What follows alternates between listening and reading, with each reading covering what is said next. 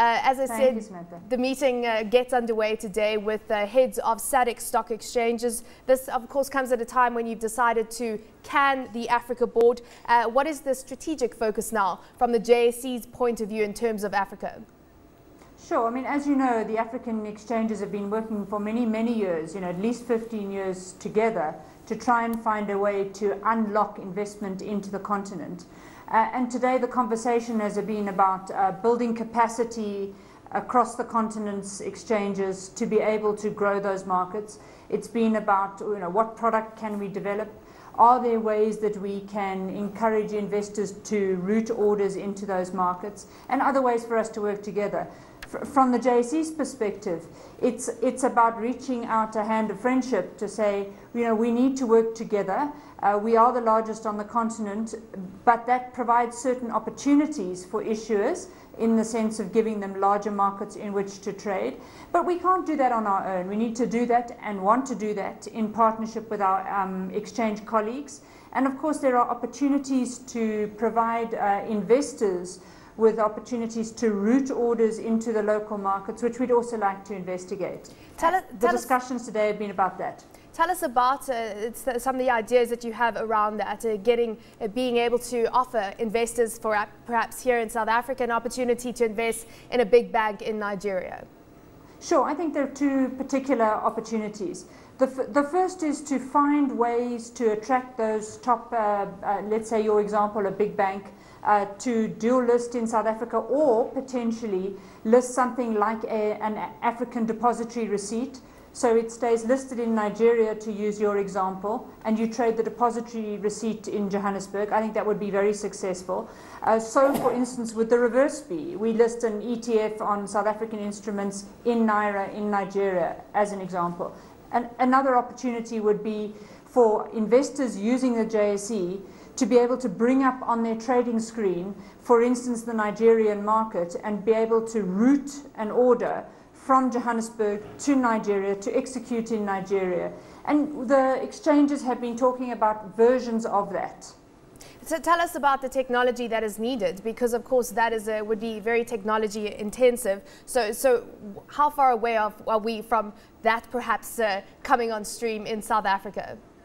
You could do a number of iterations of this. You could do a very big bang where you have a single routing hub and all the exchanges are connected into that hub, or you could have a routing facility at each exchange and use one of the big vendor networks which are already carrying the data of these exchanges. The latter example would be relatively easy to do, and we're having those conversations.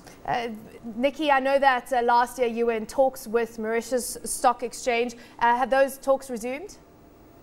We get on extremely well with the Mauritian exchange. We are very disappointed, as were they, that we could not get their regulator to indicate what would be required in order to approve the acquisition by us of a strategic stake.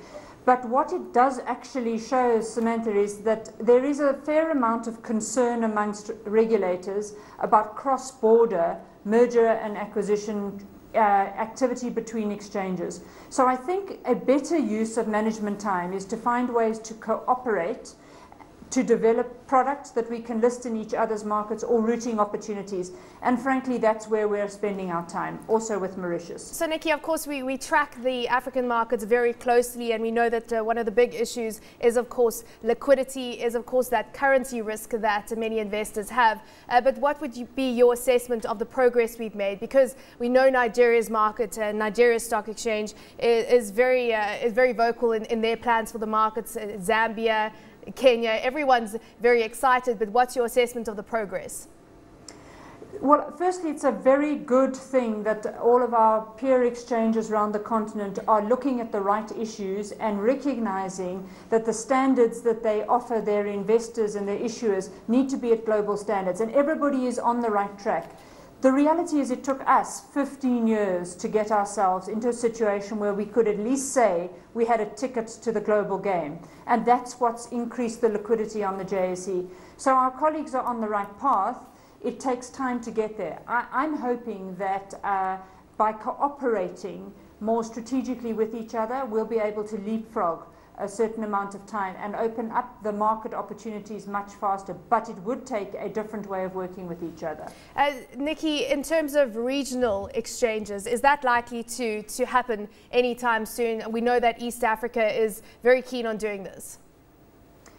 If we had a blank piece of paper, I do not think we would have designed 24 exchanges around the African continent, which is what we have at the moment.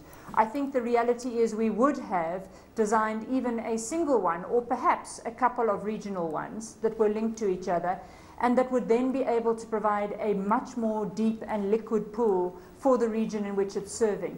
But the reality is we do have 24 exchanges, and I think it is unlikely, alas, that we will find them collapsing into a single or a couple of regional exchanges. What they're doing in East Africa, which is deep cooperation, and will, I think, in their intent be much more deep, I think that's exactly the right way to go. But as I was indicating, in the possibility of cross-listing or listing depository receipts, and in the possibility of order routing, we will achieve a virtual single market of almost the same competence. As you say, that virtual word is really what we're looking at when we're talking about exchanges these days. Are there any African stocks that are going to list on the JSE this year? Well, we have some interesting conversations going with some sponsors. But, you know, it takes a lot of time for issuers to get to the listing process. Personally, I really do expect listing activity to be in more of the exchange-traded product space. So that would be exchange-traded funds or South African depository receipts. And I'm really looking forward to the day that we can start to develop a South African depository receipt market.